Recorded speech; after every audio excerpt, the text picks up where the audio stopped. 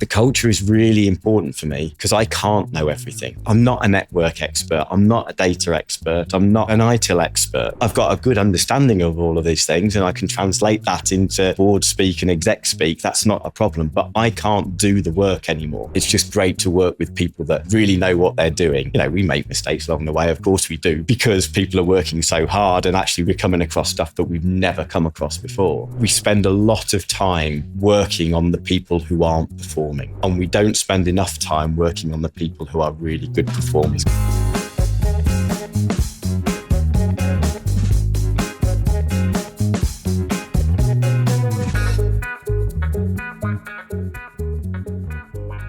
Simon, welcome. Thank you for being on Our Change Shift Happens. It's lovely to see you. Cool. Thank you very much for having me. No, so it's a summer shirt, the first one of the year. So it's nice to be in good weather in Leeds. I think what's going to be super interesting today is the sector that you find yourself in now. So Simon's CIO of Office for Nuclear Regulation, the journey to get in there we were speaking about a moment ago, and I'll sort of let you tell that. But I think really sort of exploring your career, how you found yourself moving through consulting, into end user, the transition there, the scale of impact if your business gets it wrong is always going to be super interesting from a business transformation and change perspective.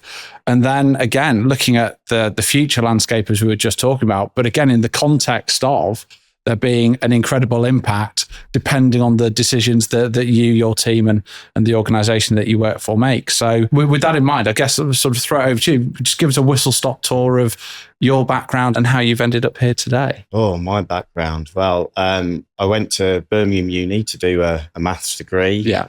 Kind of wasn't getting on particularly well with that.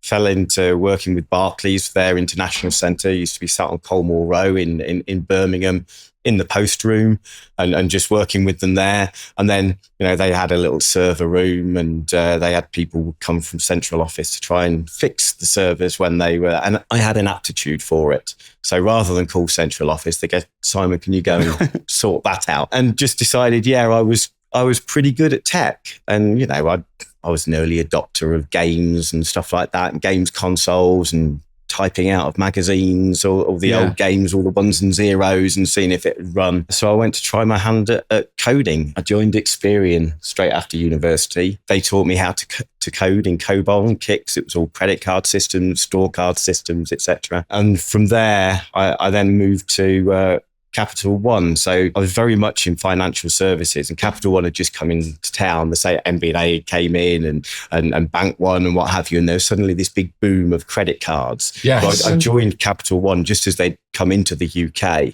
worked with some just fantastic people there. They tended to hire on a template. So they wanted people that, had the right aptitude and the right attitude. And it was all, so they just hired a load of leaders at every level, or leaders and want-to-be leaders. And so it was a really competitive environment, and it just drove huge progress very, very quickly. I was all right at developing, but I wasn't great. And actually what I found was I was better at talking to people. So, translating that technology into speaking to stuff that other people could understand, and the business asking for stuff that I could then translate back into the technology. So I almost became an interpreter.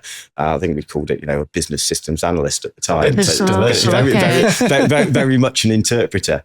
And then moved into project and program management and dabbled around all the various bits and pieces. And then, as with all these large businesses, redundancy packages come along, they start to outsource bits and pieces. And so I thought, okay, it's about time now, and went to work for one of my suppliers. Okay. And so I went to work for FICO for a number of years, started as a project manager there, delivering decision-making software, so customer management software, fraud detection, etc., to banks and different places all around the world. So there were loads and loads of travel. Became one of their consultant directors, and then got snapped up by Experian again, and did a couple of years of managing some large outsource developments. So that was a small in-house team. I say a small in-house team. Experian is huge in Nottingham. They were absolutely massive. Hired 2,000 odd people. Yeah. But as a global product development function, we had a couple of hundred people internal, and then we had 650 odd people that we were managing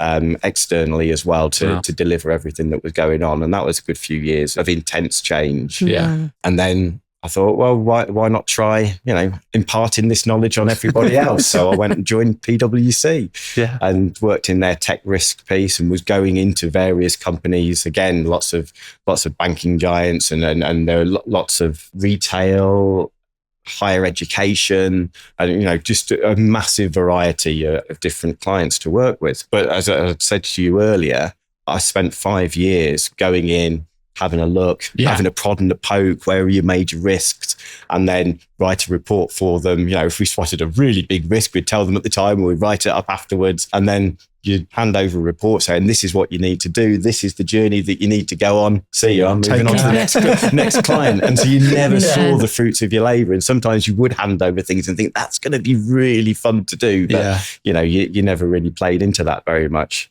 And then I got seconded into the ONR. They were 3.5 years into a 9-month separation project from the health and safety executive. So 2014, ONR vested. They had been part of HSE and separated. So they needed to set up all their own new functions, all their own IT, all their own HR, finance, etc. To be became a public corporation.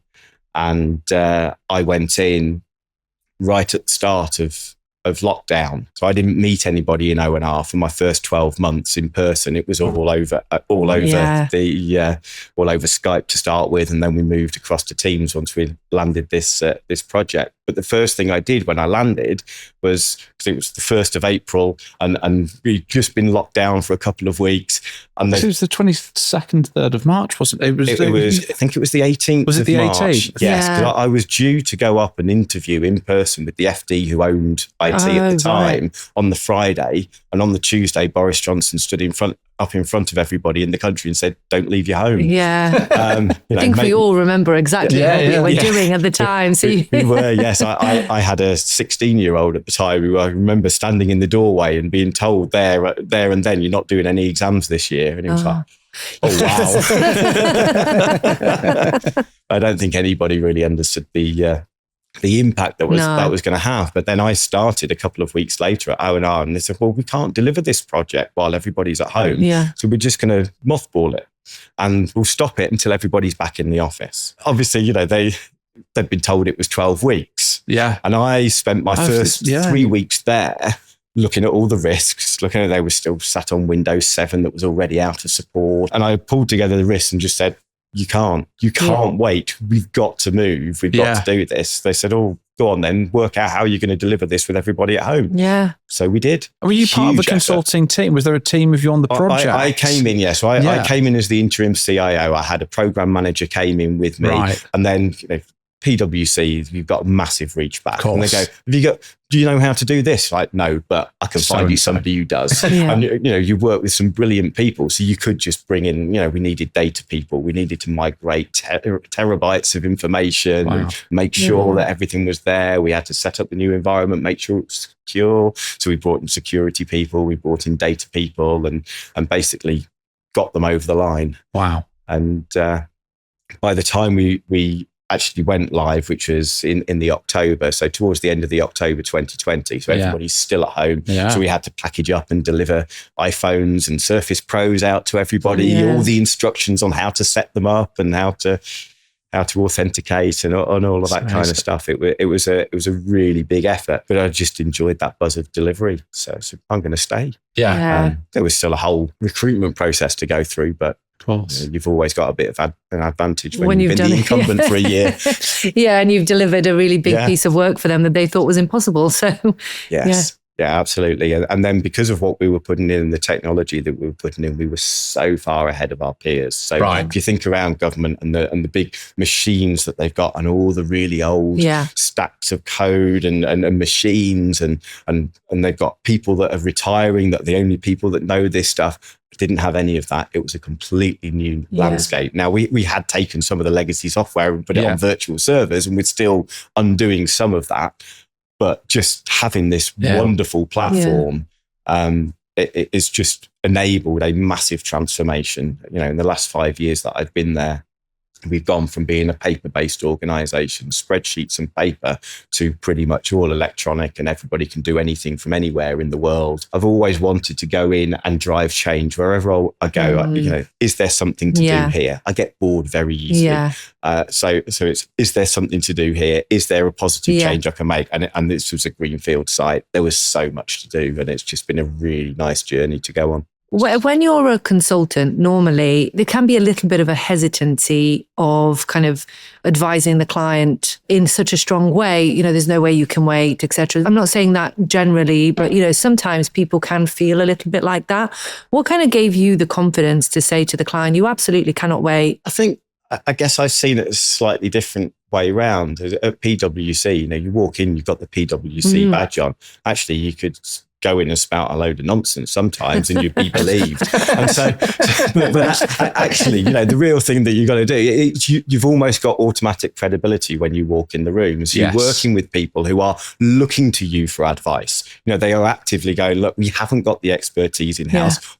What should we do? Yeah. And so actually, you know what the right thing is, and therefore you just move forward with that. You just got to be confident in what you're putting across. Yeah. And I imagine all the years of experience would have played into that. Oh, absolutely. And I had a great team with me as well, a great program manager and some really great data people who were advising and we were all looking at this. It wasn't me alone. And that's the thing with all these things. It's always a team effort. Yeah.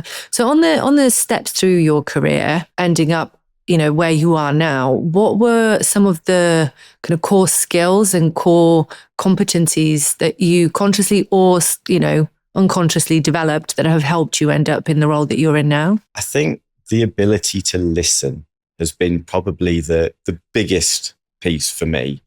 I mean, very early on in my career, I've already said I'm impatient sometimes. I get bored easily. And so I would be that person around the table who, metaphorically banging their fist on the table, keep up, come on, and the impatience. And I would tend to talk over people. And I got some quite strong feedback from a couple of senior leaders at the time. And so it was a very conscious thing to pull back and to start listening. I mean, it was transformative, really. It was to suddenly start listening to people and listening to understand rather than listening to get your point across and to react. It was mind-blowing, really. Suddenly you're getting all these different points of view, and actually my really strong point of view is now not quite so strong because actually there's another way of doing this, and that was a real big moment for me.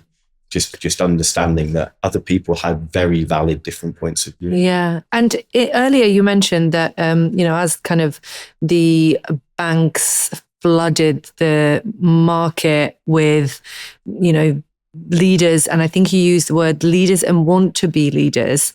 What's the difference between a leader and a want to be leader? And also, when a market is so saturated, how do you compete? How do you set yourself apart in this field? That's a really good question, because when I say I want to be leader, I mean, I guess that's a very old-fashioned view of you've got leaders at the top and you've got people underneath. Now, as I've worked through and worked in many different places over the years, actually everybody's got a leadership piece to play, and so really just they hired lots of leaders and people who you knew would be big leaders as their careers matured. It was very competitive and sometimes unhealthily so, and I see that it's that apprentice environment. Yes, you're working in teams, but you've got to be the person at the top because you want to win. And in a world where we have the competitive HR processes where 10% can get a top mark, 20% get you've exceeded. A blob of 40% in the middle, and then another 20 and 10, and those 10%. And in some really harsh businesses, that 10% at the bottom, they're rejected every year. That's how Amazon do it. It's the bell curve, isn't it? It is. And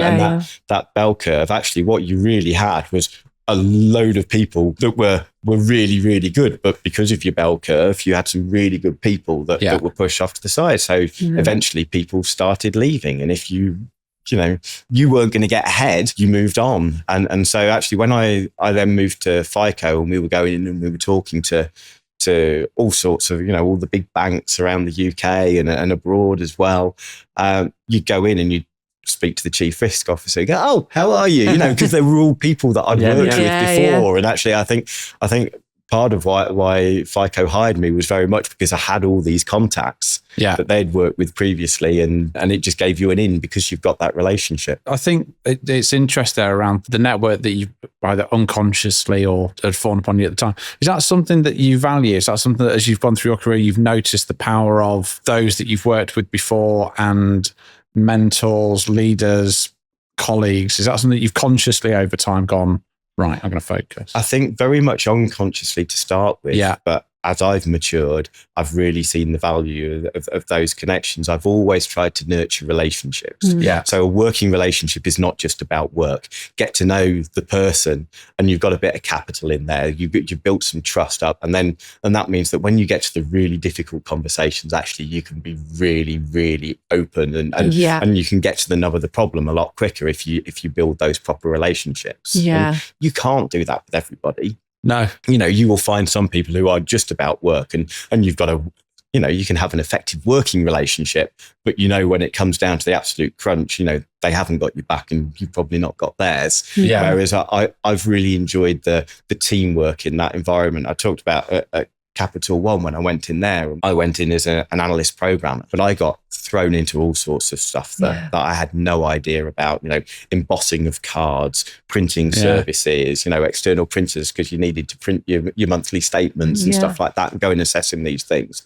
And I was, managed by people who they didn't have a huge amount of resource. They couldn't pull in the specialists. So, Simon, go and do that one. Go and assess that print vendor. Like, okay.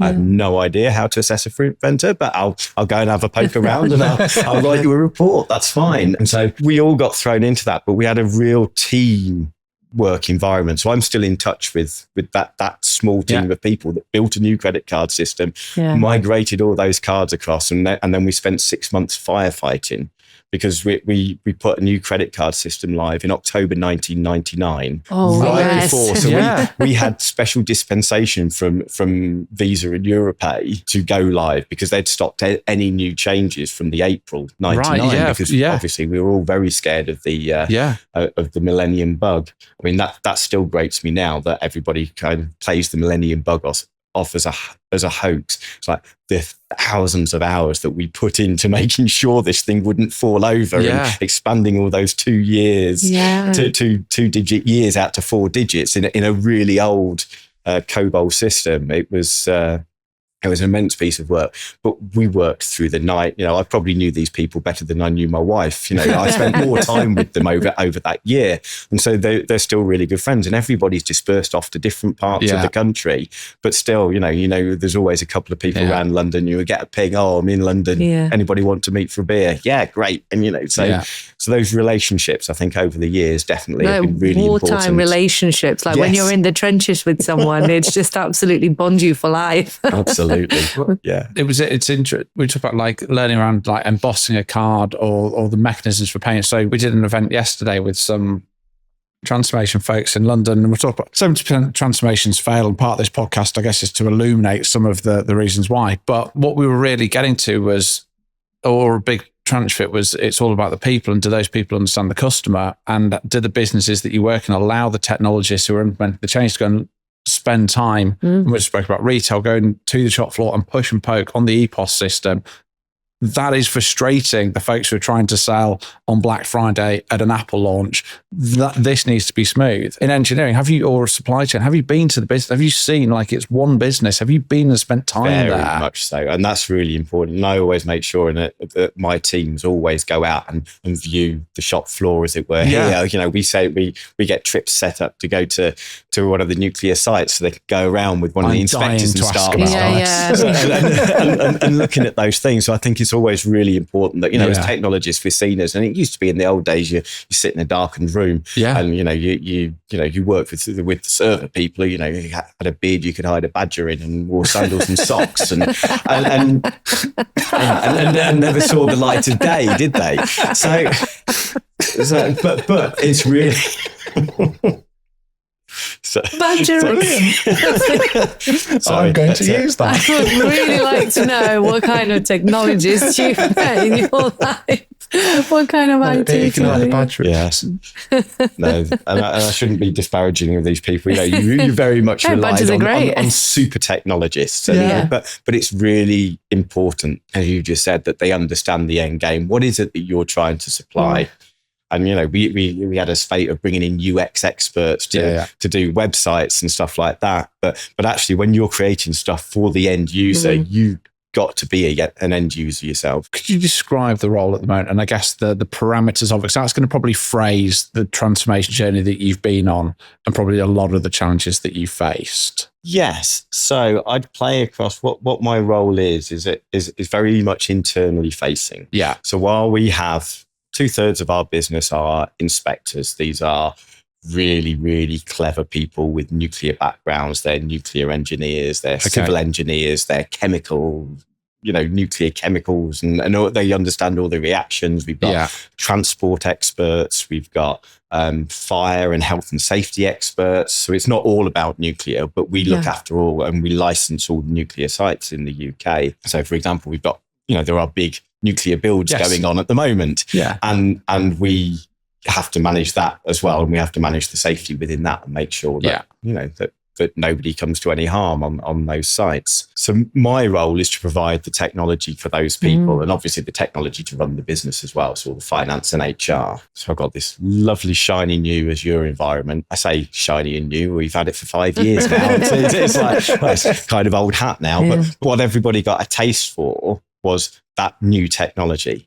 And so the race is always there. Everybody wants the next big thing and the next big thing. And, somebody sees something out there and they're working with our licensees and they go, oh, they're using that. Can we have a look at that? And actually, if they start using robots or they start using AI for CAD design and all that kind of stuff, how do we assess that? So I have to keep up with the technology that our licensees are using as well, just so that our inspectors can assess it. It's a really interesting environment. When I came in, and I've said to you previously, it was very spreadsheet heavy. It was very paper heavy. We've got a big space in Iron Mountain, with loads and loads of old signed papers. So when I came in, some of our inspectors were walking around with portable printers.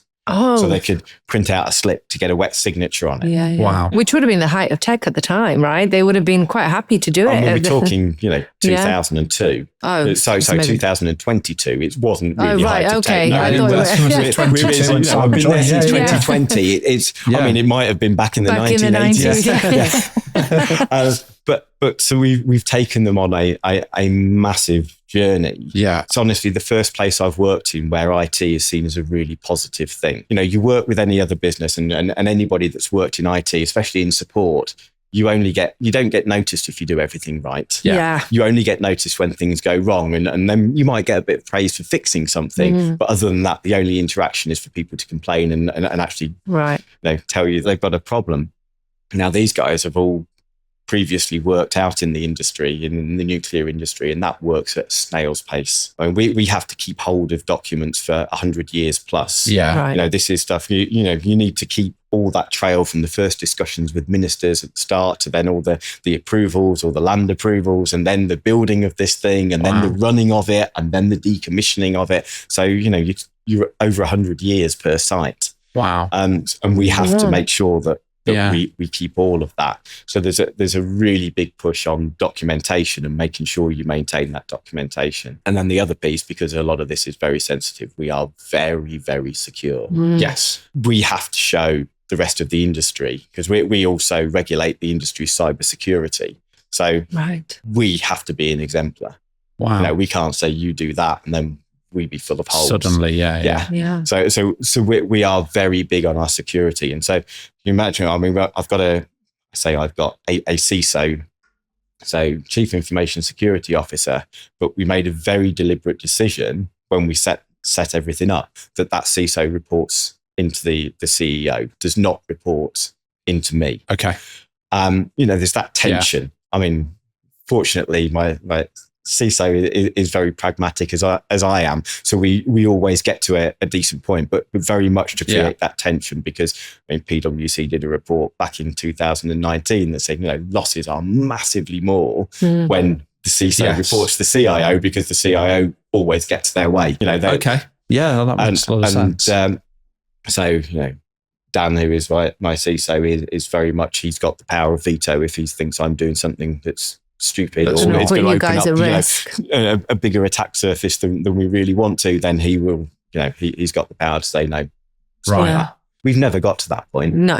Because we work very well together. But so I've got a million questions in terms. So I think I'll go back. So most companies that do digital transformation already have a very complex technology environment. However, it doesn't have the level of impact if it goes wrong. Yes, if Tesco stops, there are going to be folks who can't access and so we can go back to, okay, there are problems, but broadly speaking, if it goes wrong in your world, we are talking about serious catastrophic disasters. With our licensees, absolutely. So the people that we are regulating, if they get something wrong, potentially, yes. And actually, if you look at the record in the UK, we're in a really good place. And the ONR does a very, very good job of keeping the public safe. But at the same time, we need access to stuff all the time. So we do need to keep hold of everything, and it has to be always up and running. We don't have outages. And so I was going to go to the culture on that base. So obviously we spoke a bit before around how very different the environment is from a technology and delivery perspective now. But just in terms of the culture that you've built, because obviously and probably a bit of context on the team that you've built, but how have you managed to create that culture and openness and an ability to share information and to be current and to take from a broadly paper-based system to a cloud host, or I'm assuming cloud native, cloud first we philosophy? Are absolutely cloud first, yeah. What skills have you used to put that in and to be effective? Because it's not a long window to do it. No, I mean, really, it's just, we talked about my years of experience, and it's that relationship building. Okay. The relationship building is the most important thing. You've got to be credible, say this is the direction we're going in, and then you've got to deliver it. Yeah. And in a nutshell, I go, that's quite simple, isn't it? But then I was building up from a team of 4 people, one of who was an IT person. So I was building a team. So I knew what I needed. I knew the holes that needed to be plugged, and I went and found. So I was able to recruit. And I've recruited some really, really good people. And then I've taken teams. For example, we had a business information team that sat under finance, who were churning out reports. And, and end of the month, you get all the finance and they would cut and paste bits into a PowerPoint deck, and you get a PowerPoint deck towards the end of the month. So you're always almost a month out with your figures because you're working in that really manual way. And brought that business information team into the IT team, taught them how to use Power BI. Yeah. I brought in a data manager, a data expert who said, right, now we're going to start pulling this information so that it's all automated. We're going to get hands out the way, because we know that we ruin the information when we let people with their fingers in there, and basically upskilled them. So I had a bunch of people who were finance admins who are now Power BI experts and data experts. And you've had to inject the specialists in as well, but actually growing your own in a mixture with bringing external help in has just driven a very good culture. And I think the culture is really important for me, because I can't know everything. I'm not a network expert. I'm not a data expert. I'm not an ITIL expert. I've got a good understanding of all of these things, and I can translate that into board speak and exec speak. That's not a problem, but I can't do the work anymore. So you've just got to pull the right people in, and you've got to empower them. And I think, because straight away I'm very open with people when they come in, look, I'm bringing you in because of your skills, because of your knowledge, because of your expertise. I can't do your job. I'm not going to even try to tell you how to do that job. I'll provide you with a direction. These are our red lines, and it has to be secure, but we are trying to be as open as we can while keeping everything secure. This is the world, and you provide the direction, and you hope that people will follow. Obviously, you came in and you had to transform the way that technology operated pretty much wholly, right?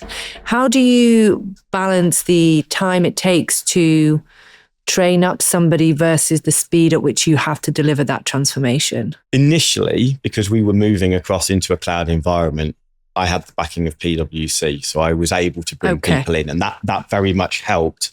And then doing that forward look of what are we going to need to the end of that, at the end of this, you start bringing those people in and really not relying on trying to train people up. Right. People are very involved in the project, so they're learning stuff all the time, but they're learning from experts. Yeah. We brought experts in, and then after that, and of course, PwC go home, and we're left with this lovely, shiny environment that we don't really know the power of this thing anymore. So we were still working in it in the old way. So what had been set up, and I'd come in, as I said, a number of years into this program.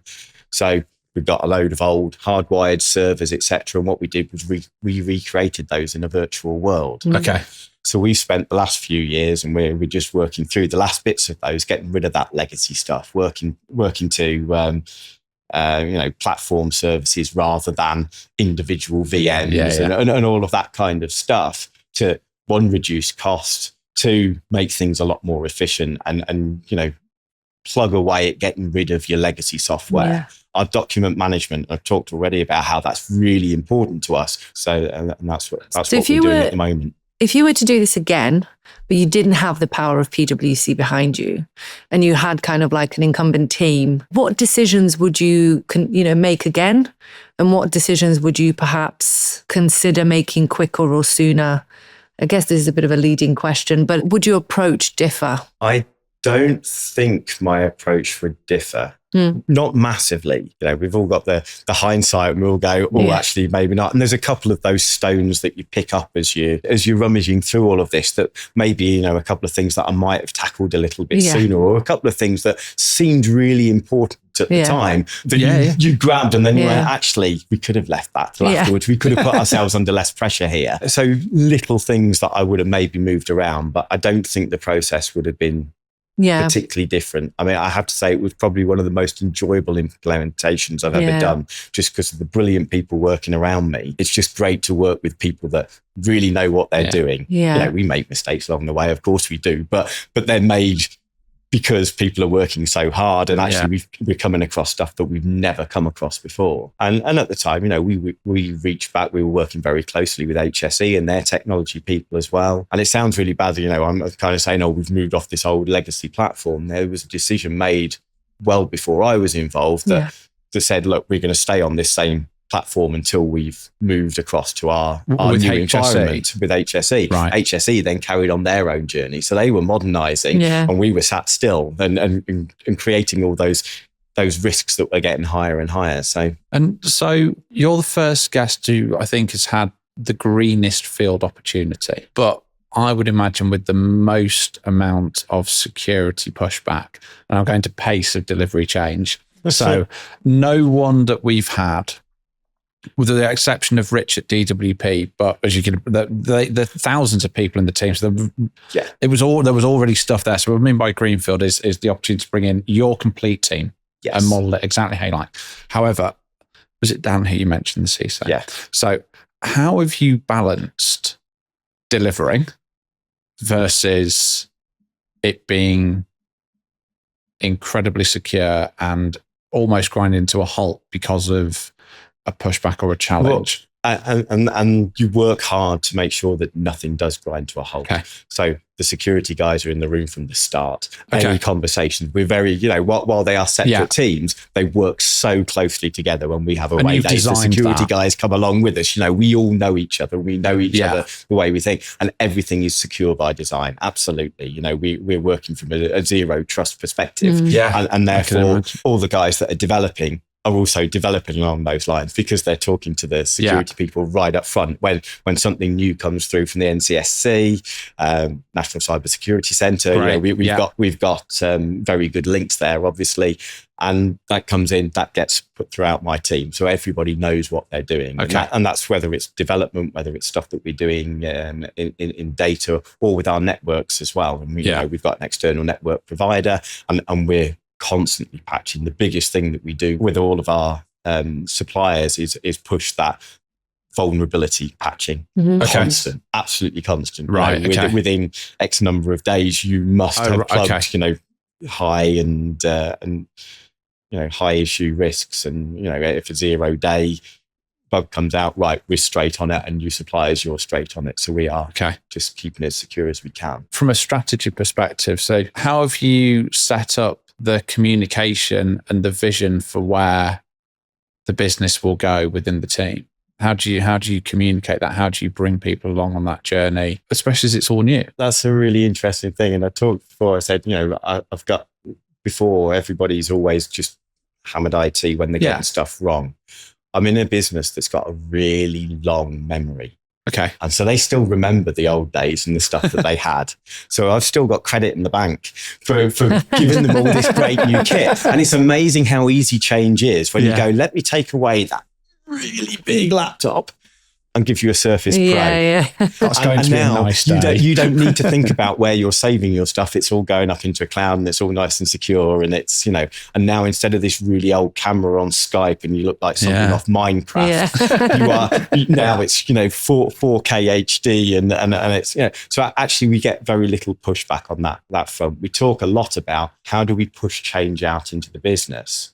And how do we do that successfully? Because actually the technology is really easy. With all of this stuff now, it works. Yes, okay, there's lots of people running around and making sure that it works and things do fall over. But in general, it works. Yeah. And therefore, when you're saying, look, this really old system, this really old document system that you really do not like and it's really difficult to manage, I'm going to give you SharePoint. Here's a bit of SharePoint training for you. 95% of the people are going, yeah, come on, I want it quicker. Yeah. So it's actually a lot easier. There's still the dinosaurs, and there are fewer and fewer of those. The aging population tends to retire, and so it's almost getting easier and easier as we go forwards. But of course, as you move along, the big impact changes you can make are getting fewer and fewer. And then when you start getting into new technologies that start maybe scaring people, that change journeys are a lot more difficult. We're just dabbling with AI. I was just about to say, do we want to get to AI? But before we do, because obviously we know technology innovation moves quite quickly.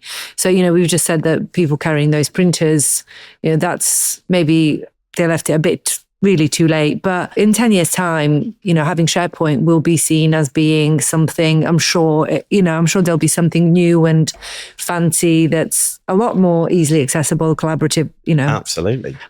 So I think that change curve will continue, or those key points on the change curve will continue into the next generation. People who have grown up with SharePoint, they really like it. They think it's great. It works for them. There'll be this new fancy thing that they don't really want to adopt, and that's fine. But in terms of cyber, I wanted to really touch on that, because cyber, obviously, I think it's like the World Economic Forum or somebody's now running, I don't know if you've heard about this, they're running the scenario testing on big cyber attacks. And, you mentioned 0-day, that Netflix show. Yes, and, I watched that the last couple of weeks. Quite enjoyed that. Yeah, exactly. And, the first companies that are hit are the energy companies, right? Yeah. And then I know that obviously your organization regulates these companies and you have to be super secure. Do you collaborate on kind of cybersecurity? Absolutely. We run scenarios, we do DR exercises, we do major incident management exercises. We the ONR is a second category responder as well. So if there is a nuclear incident that's going to affect the public, but while we don't get in the way, you need to leave the police and the ambulance and everybody else, and then the fire services to do their stuff. But we have an emergency room where we'll track everything. So, we would expect our chief nuclear inspector to be in the room with Cobra and that kind of stuff. So we do lots of scenario planning. Yeah. And we work very closely with all the emergency services and with our licensees as well. Yeah, because I think every program I ever work on, in the context of PE transformation, cyber is always, a point on the strategic agenda. And so, there's lots of experts around cyber, but I don't think anybody would be more of an expert than, these kind of highly regulated companies and entities. I think it would be fascinating to learn a little bit more about some of the controls and the mechanisms that are absolutely non-negotiables for. And I have a a bit of a question in terms of skilling up in that area. Do you find that you've had to become a bit of a cyber expert? I know you leave that to your CISO, but I'd never call myself a cyber expert, but I am a lot more knowledgeable about cyber now than I was 5 years ago. Yeah. Absolutely. I'm sure you're more cognizant of it in the decisions. Absolutely. Every decision we make, we have to be taking that into account. Yeah. And we know we can't keep ourselves completely safe. Yeah. We can put in everything. Yeah. We can stop the casual guy or and like any company, we're being hit on every day, thousands of times every day. And, we train all our people up in phishing, recognizing phishing and all sorts. So we do keep on top of that, but we know we can't keep out, if a state actor really, really tries this stuff. So it's not just about protecting yourself from the attack. It's also protecting yourself and making sure you are ready should you be attacked. Yeah, and you can recover. If we lose our environment, we've got a recovery position. We've got we've very consciously made a really big push. Over the last couple of years, we've had this really good recovery position. So I know that we can go and we can push a button and we will rebuild our environment elsewhere and put all the data back in it, and we can get up and running again. But with pushing the button in a number of hours, obviously there's still all that stuff of what's your last backup that's safe and all of that kind of stuff. But we put a lot of effort into a recovery position, not just in the actual cybersecurity. I think we've looked at the security angle again on the transformation piece. So you led the separation, or it has been as part of a big separation. What skills and lessons did you learn as part of a separation within the government? Because so we've had folks who've done separations within retail, just in retail. Oh, so there's maybe retail supply chain, very different. There's complete openness. I'm trying to avoid security here, but you know where I'm going. The separation in government. Yes, and we're an arm's length body, so we are separate from government anyway. So we are in charge of our own environment and our own direction. We are an arm's length body. However, when you're working with entities, we sit under DWP. We work with HSE. We were separated from them. There are certain things, and you hear all the rhetoric of the last government and this one about getting rid of the red tape and some of the bureaucracy. And there is some of that, and it can be a little bit frustrating. And you can see why your opposite number over in HSE is asking for various bits and pieces. Like, we haven't got time for this. And actually, if you're completely internally, and if you're working with a PwC or a KPMG, you go, come on, guys, we'll do the paperwork afterwards. You don't get to do that. So things do necessarily get held up. But once we were separated, because we are that arm's length body, got the freedom to really do what we need to do. I've got a board that really recognises the value of cybersecurity and value in investing in technology to move you forwards and to be a modern regulator. And therefore, I've had a really supportive board and really supportive exec to move forward and to push my agenda across. I think some of it helps is none of them know it. And so I can just push my so you're the expert, Simon. Yes, we'll do that. But I have to create the business cases, etc., as everybody else does. And how have you gone about attracting great people to work in the business? Because again, I think the thing that, and Rich highlighted it, specifically with DWP being so many, it's very difficult to become a technology employer of choice because there's so much bad rhetoric, particularly at the time when he was there. Certainly at the latter end, there was a government change. I get some funding where it's obviously going to the client. That's not going to change, but the direction of investment in tech is the hubs. It's probably going to be more north and south because it's like, how have you battled that from you've started with 4 people, you're 40 something. How have you brought great people in? Oh, wow. That was probably the toughest job of all, is finding the right people and getting them in while they were still interested. Okay. It's quite easy to get people interested in look, we've got this great new platform, shining you as your platform. You can do whatever you like in here. This is great. You're not going to have to. I've got my head of data. He talks about it now as we're doing AI. He used to work for one of the utility companies and doing a similar thing with data. And he said he spent probably a good 30% of his time making sure this old server that had fallen over was coming up and what have you. He doesn't now. He just does the data. And it's just so satisfying. So actually being able to play that out to people is really easy to attract them in. Now we also have civil service rates and what Yes. have you, and therefore it's a bit more difficult. And there's that argument about actually, you won't get a better pension anywhere in the world. So it's easier to attract maybe slightly older talent that understands the value of a pension. But actually, and then like anything, word of mouth gets out. People go and tap people on the shoulder that they've worked with previously and say, come on over, this is really good. But we had to change. We had to wholesale change our recruitment practices. Okay. So I worked very closely with our HR director because we did the normal thing that they do within government. You put the advert out, you leave it open for a month. At the end, you pick up your hundreds of CVs, sift through them all. And invariably, the people that you really want, that were really interested, have applied in the first few days. And by the time you got to a month, they've been snapped up by somebody else. So we had to change the wording of our adverts so that it allowed us to just plug them. When you get a CV and we want to see it, and if we really like them, I want a 10-minute conversation to try and keep them warm. And then we move from that to actually, I've had a 10-minute conversation. Let's bring them in next week for an interview. And we'd just shut we'd find somebody and then shut the whole recruitment down. And so just working with really good colleagues who understand the problems, and I can get those problems across, and they will be really pragmatic and work with us. But it just made things a lot easier. But to start with, the whole mechanism that was there was really, really difficult to work through. How do you spot talent, like good talent? How do you know when you see, when you first interview someone, how do you know that,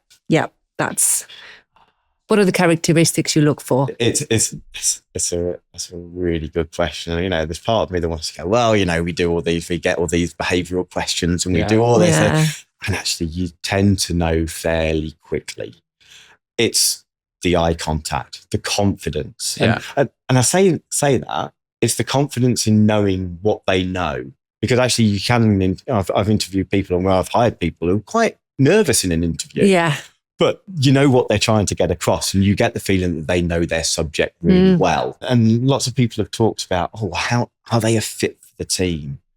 And I try not to look at that. And I've said, when I coach my people who are then, recruiting their teams, don't look for fits for the team. Because if you get different people, we've got neurodiverse people in the team, we've got people with completely different backgrounds, and it just really adds to the end solution. You just get a much better result at the end if you've taken more perspectives in.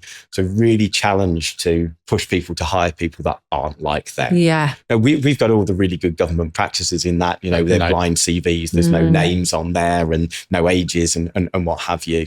And that definitely helps with the sifting, obviously, once you start talking to people over a video or you bring them in, and we train people up in unconscious bias. And, so people are very aware. And that just all helps that recruitment. Are you able to access a UK-wide talent pool? Getting to remote working here.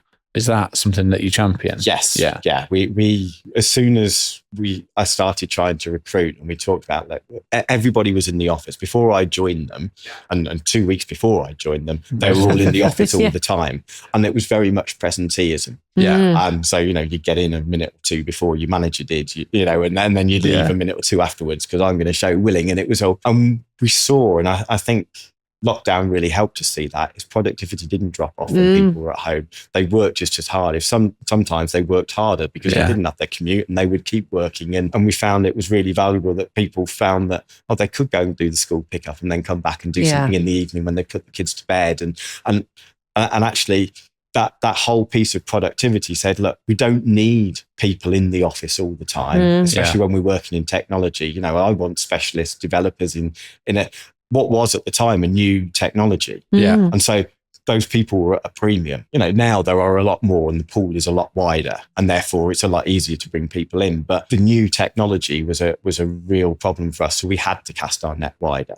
It's a double-edged sword because also everybody else could do that. And actually they could work for foreign entities as well and stay in the UK. So it was a double-edged sword. But I've got people who live in, Western Supermare in Dorset and up in Cumbria and because we've got the technology, then they just come in for important meetings with face-to-face. And I was going to say, so with that context, when you're on a transformation journey, how often do you bring people together and what's your approach to that? We try and do anchor days, so team anchor days that are weekly, fortnightly. So the individual teams will get people in together. Yeah. I have twice a year, non-negotiable, the whole team, we're all in, unless you're on holiday, you're in, and we're going to have a day talking about strategy and stuff, and then we'll go and do something fun. And everybody go out for a meal and a drink afterwards, and the normal stuff that you do for team building.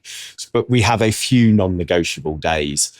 And other than that, we, important meetings, particular meetings, we might have a town hall, say, come in, and myself and my leadership team, we make sure we get around the various offices.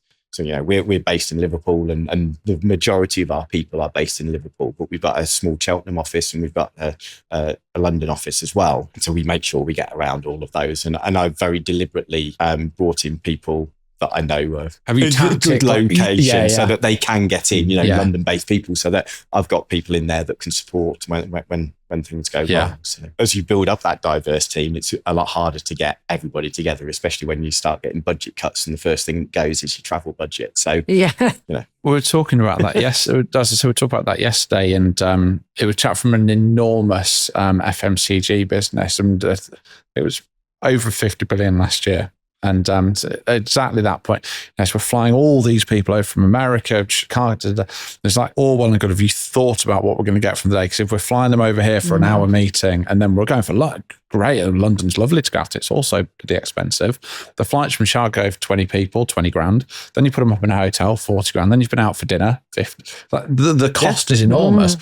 Why aren't we we've got all this technology, this inherent, but we always get together. No, let's not do that. Let's have the teams break up in their own individual regions. They can get together much more often. They can then produce whatever planning or outputs or quarterly sprints, roll that up, and then get the right people together and have it really impactful.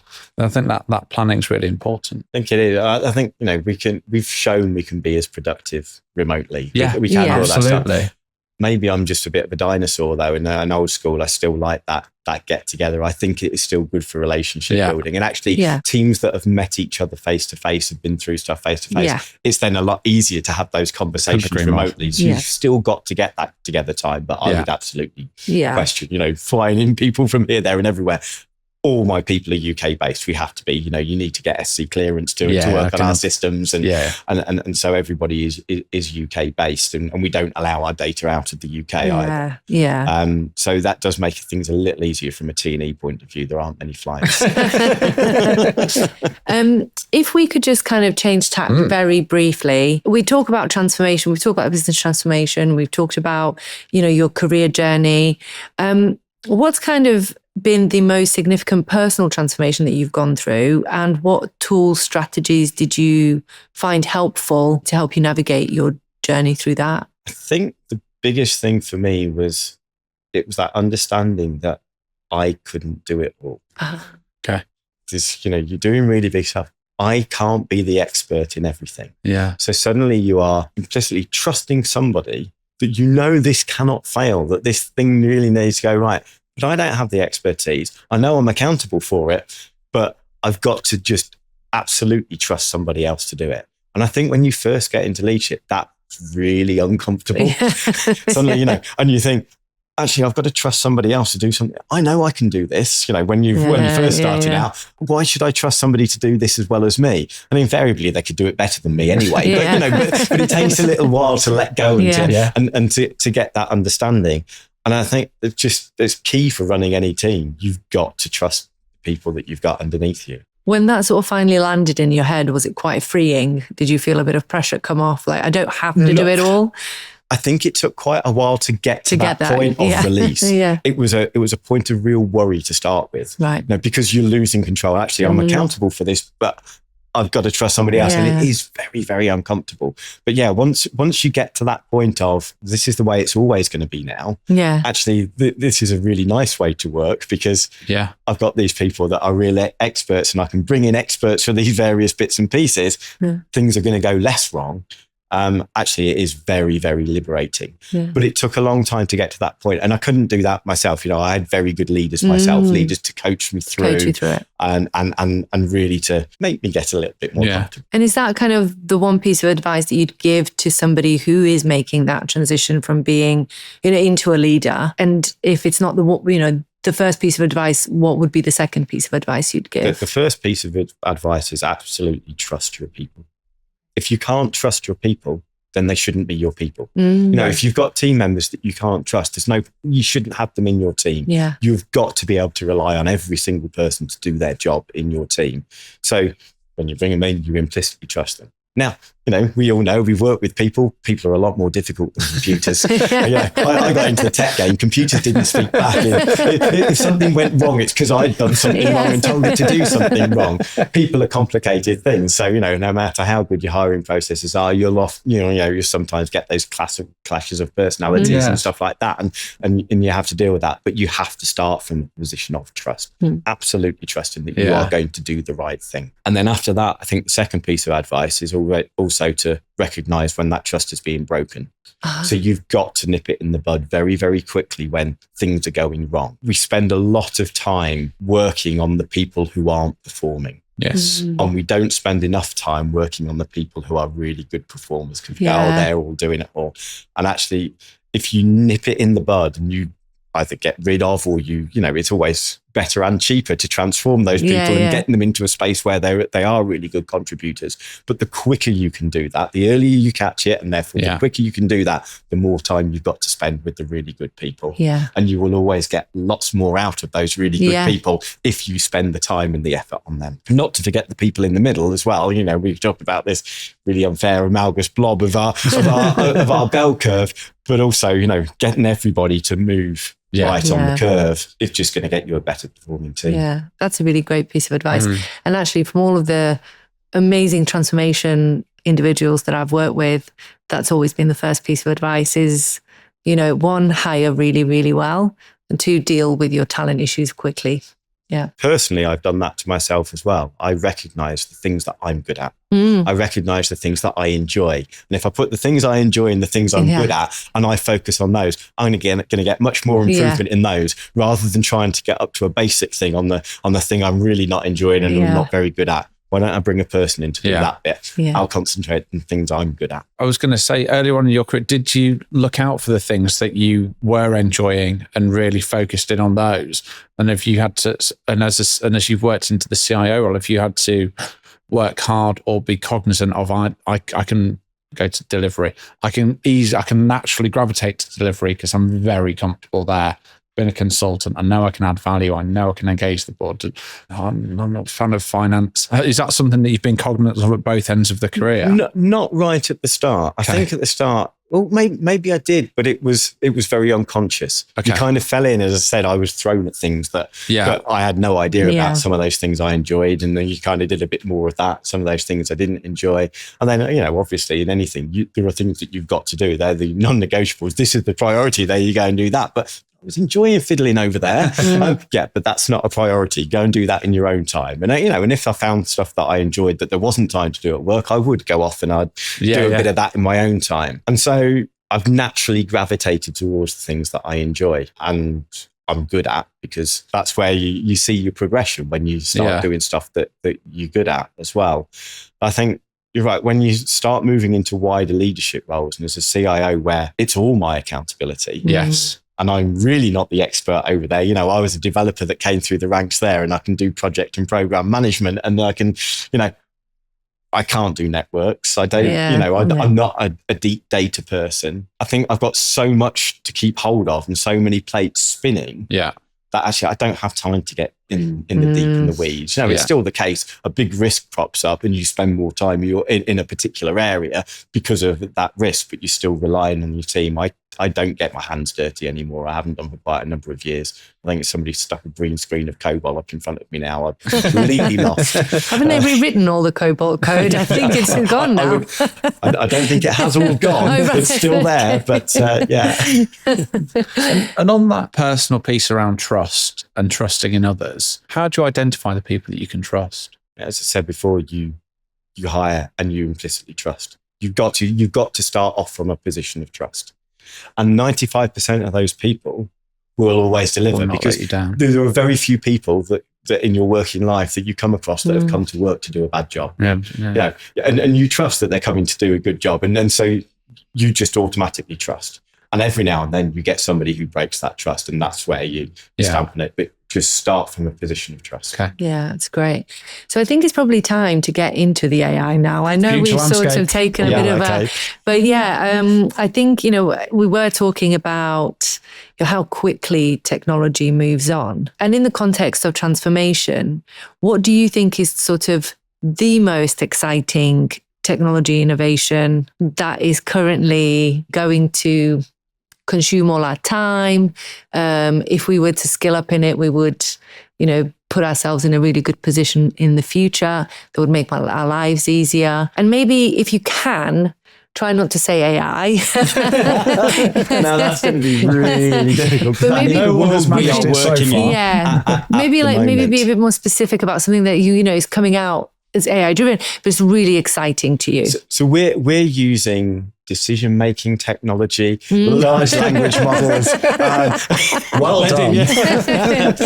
But we're, I've said before, we are big on our documents. Yes. But there's also stuff that, we write massive reports, and, we've got people who, for their professional pride, make sure every I is dotted, every T is crossed, and we've got, 50-page reports. And what we find is we're trying to condense our guidance and cut out. And actually, we have guidance that is public to everybody, but obviously our licensees use it for, if you're in this situation, this is what you ought to do, and there's various guidance. And if you read this guidance now, it's quite bloated, and it's been added to over time. What about this situation? What about that situation? And it's bloated, and there's guidance in there. There is policy in there. There is just general stuff. And so we are using decision-making technology to basically reduce the size of that. Wow. And we think over the next couple of years, we can probably reduce all of our guidance by about 20%, which for those reading through it is a massive efficiency reduction, gain. yeah.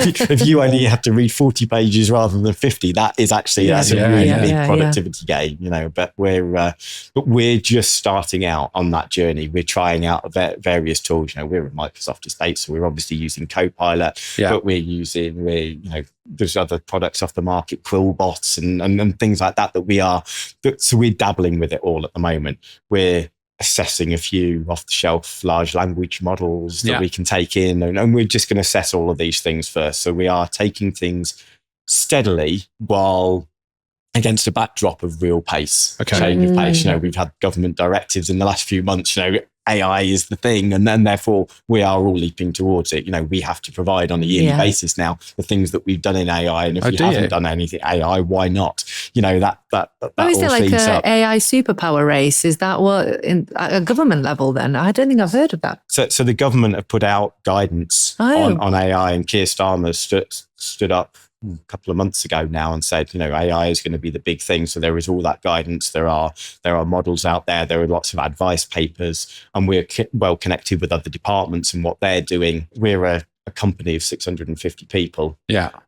We're never going to get those massive productivity gains that, if you stick a chatbot at the front of HMRC, when people are doing their tax returns, you get 10% saving on that. You're probably saving millions of calls and that will really help. We're not going to get that kind of productivity out of it, but I know what we can do is make people's lives a little bit easier. Yeah.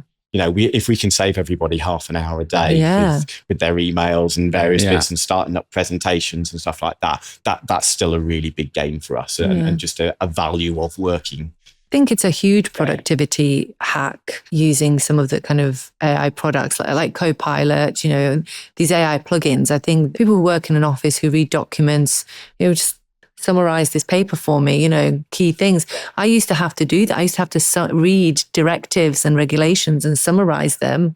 And, I wouldn't ever have to do that again. I could literally just, upload that to a chat GPT and say, can you please, it's summarize. You summarize it. I don't think you even have to upload it. I think chat GPT would just pull it from its own data sources. It is huge productivity hack. It is great from a productivity point of view. As you get more specialist, it gets less and less useful though. Yeah. When you start using phrases and technical phrases and acronyms, etc.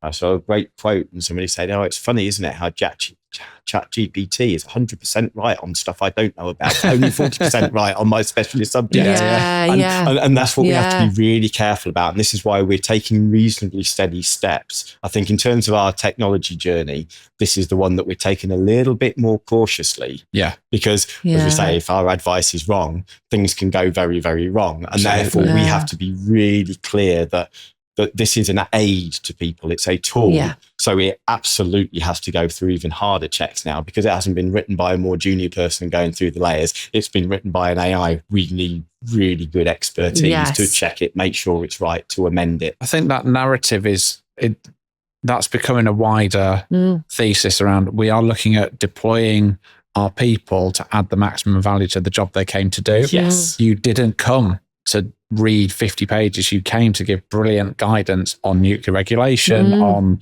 supply chain, you came to be the finance business partner, not to crunch a million numbers. You want to hopefully use those numbers to benefit the business. Yeah. You're on the frontline call center. You came to hopefully help our customers. You didn't necessarily come to chase the mobile phone number of everyone who's ever had a warranty with us.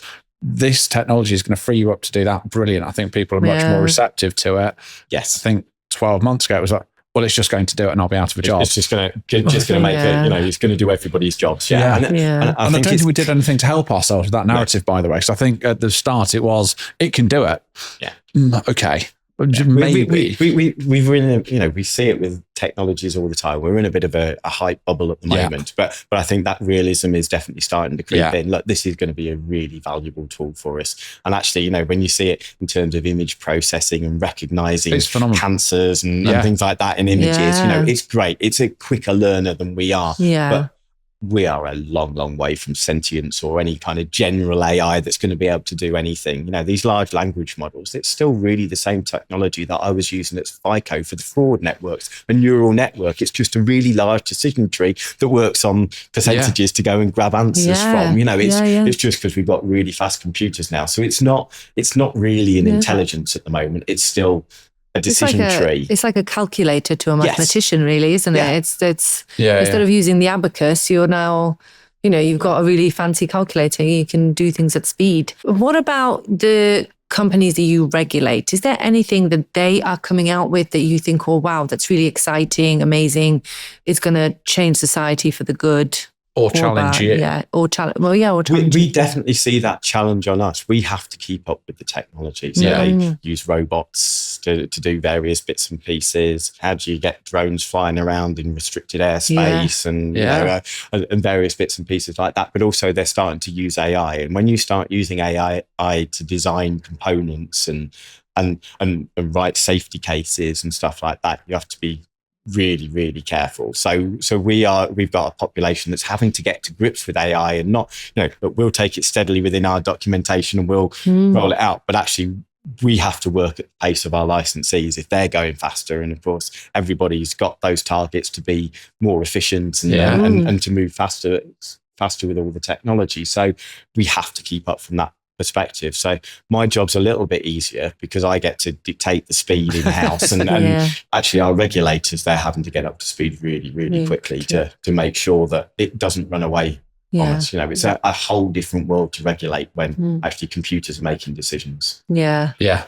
I don't know if there's a better place to finish than that, because I think that you probably got the gist. I've been looking forward to this for a long time. I sent you a few, but I think the industry that you're in and the relationship you have with it was something I was really interested in. I didn't understand quite the transformation that you've been on, so thank you for lifting the lid on that. I guess for me, the empowering and trusting people is really the foundational thing that I've taken away, but more so how quickly you've been able to do what you've done in an environment that I think most people accept is pretty slow. I think the received wisdom about public sector is it never happens. Actually, most transformations are 36, 48 months, realistic. But you've not only done the transformation in that window, kicking it off in COVID with 4 people, that's pretty phenomenal. So thank you for sharing it with us. Because I think a big part of this podcast, and we've spoken about things that have gone wrong, we've spoken about challenges, we've spoken about people's learnings, but I think to hear the success in a sector that is broadly acknowledged or received wisdom is, well, it's always difficult. It doesn't get stuff done. you have. So congratulations. Yeah. I'm not sure there's a better place to finish that. And we've almost avoided AI. Thank you so much for being with us.